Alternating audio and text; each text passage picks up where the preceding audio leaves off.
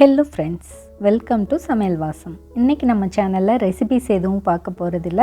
நம்மளுடைய டெலிஷியஸான ரெசிபீஸை ப்ரெசென்ட் பண்ணுறதுக்காக ஒரு சூப்பரான ப்ரெசன்டேஷன் மேட்டு நம்மளே எப்படி செய்கிறது அப்படின்னு தான் பார்க்க போகிறோம்.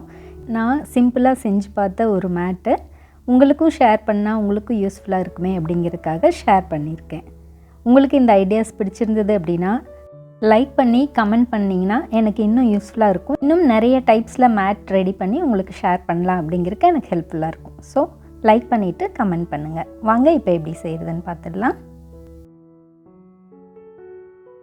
நம்ம வீட்டில் இருக்க ஏதாவது ஒரு அட்டை பெட்டி எடுத்துக்கலாம். அதில் இந்த மாதிரி ஒரு ஷீட் எடுத்துக்கலாம்.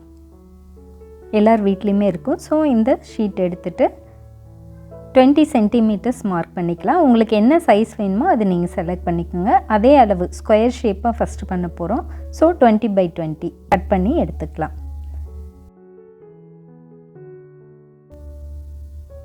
பாருங்கள், இப்போ மார்க் பண்ணிவிட்டு இந்த சைடில் இருக்கிறது எல்லாமே நேராக வர மாதிரி அட்ஜஸ்ட் பண்ணி கரெக்ட் பண்ணி எடுத்துக்கோங்க. கட் பண்ணிவிட்டு இப்போது ஷீட் ரெடி பண்ணியாச்சு. இது அப்படியே இருக்கட்டும். இப்போ ஃபோம் ஷீட் எடுத்துக்கலாம். ஃபோம் ஷீட் பார்த்திங்கன்னா கிளிட்டர் ஃபோம் ஷீட் இதில் 21 சென்டிமீட்டர் வந்துச்சு. ஸோ அதை டிவைட் பண்ணிவிட்டு 2.1 சென்டிமீட்டராக 10 ஷீட் வர மாதிரி மார்க் பண்ணி எடுத்துக்கலாம். இந்த மாதிரி மார்க் பண்ணி எடுத்துக்கோங்க. உங்களோட ஷீட் என்ன சைஸ் இருக்கோ அதுக்கு தகுந்த மாதிரி டிவைட் பண்ணி எடுத்துக்கோங்க.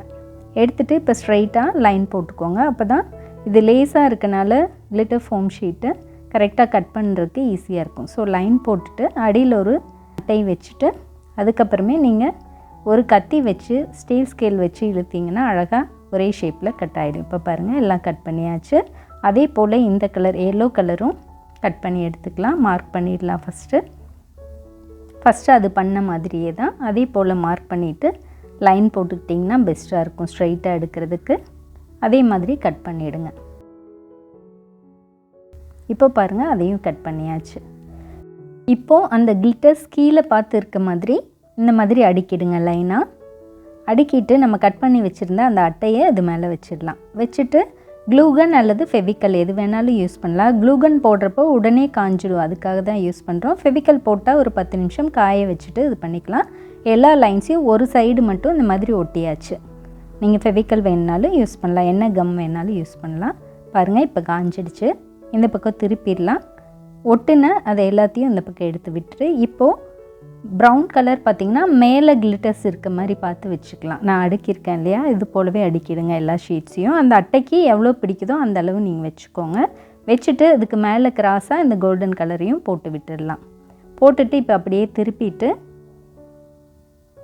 இந்த லாஸ்ட்டில் 2 சைடும் ஈக்குவலாக இருக்க மாதிரி அட்ஜஸ்ட் பண்ணி வச்சுட்டு ஒரு சைடு மட்டும் அதே போல் ஒட்டிக்கலாம். எல்லோ கலர் ஒரு சைடு மட்டும் ஒட்டணும் இல்லையா, அதே போல் இந்த ப்ரௌன் கலரையும் ஒரு சைடு மட்டும் ஒட்டி விட்டுடலாம். பாருங்கள், இப்போ ஒட்டியாச்சு. ஒட்டிட்டு திருப்பிடலாம்.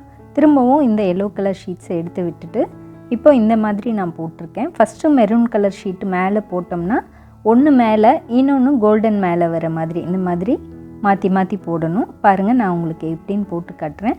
இப்போ இந்த மெரூன் மேலே ஃபஸ்ட்டு எடுத்திருக்கேன், கோல்டன் அடியில் போயிருக்கு. ஸோ இப்போ என்ன பண்ணுறோம், இந்த மெரூன் கலரை அடியில் விட்டு கோல்டன் கலரை மேலே போடுறோம். ஒன்று விட்டு ஒன்று ஆல்டர்னேட்டிவாக நான் போடுறேன் பார்த்தீங்களா, இந்த மாதிரி போட்டு விட்டுடுங்க. ரொம்ப ஈஸி தான், புரியாதவங்களுக்காக நான் கிளியராக சொல்லியிருக்கேன்.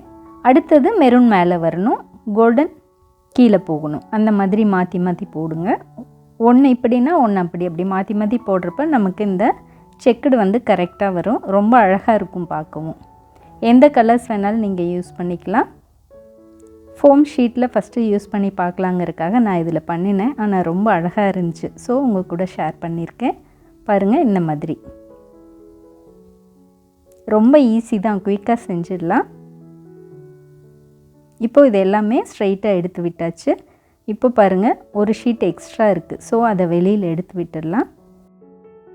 கிளிட்டர் ஃபோம் ஷீட் ரொம்ப சாஃப்டாக இருக்கும். ஸோ கரெக்டாக ஸ்ட்ரைட்டாக வைக்க முடியாது. அதனால் அந்த ஒன்று எக்ஸஸ் வந்தது வெளியில் எடுத்து விட்டுட்டு எல்லோ கலர் ஃபுல்லாக ஒட்டி விட்டாச்சு. இந்த மாதிரி ஒட்டிட்டு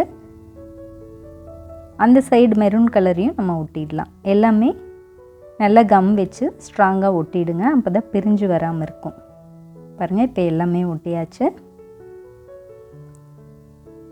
எக்ஸ்ட்ரா உங்களுக்கு லைன் இப்படி வரலைனாலும் நீங்கள் இன்னொரு ஷீட்டை வந்து பின்னாடி பக்கம் இந்த மாதிரி ஒட்டிடலாம். இது எதுக்கு அப்படின்னா எக்ஸ்ட்ரா எடுத்து விட்ட லைனு அதை டெக்கரேட் பண்ணுறதுக்கு ஒரு ரோஸ் மாதிரி நான் இந்த மாதிரி வச்சுக்கிறேன். உங்களுக்கு எப்படி ஷேப் வேணுமோ என்ன ஐடியாஸ் பண்ணுறீங்களோ அதுக்கு தகுந்த மாதிரி நீங்கள் பண்ணிக்கலாம்.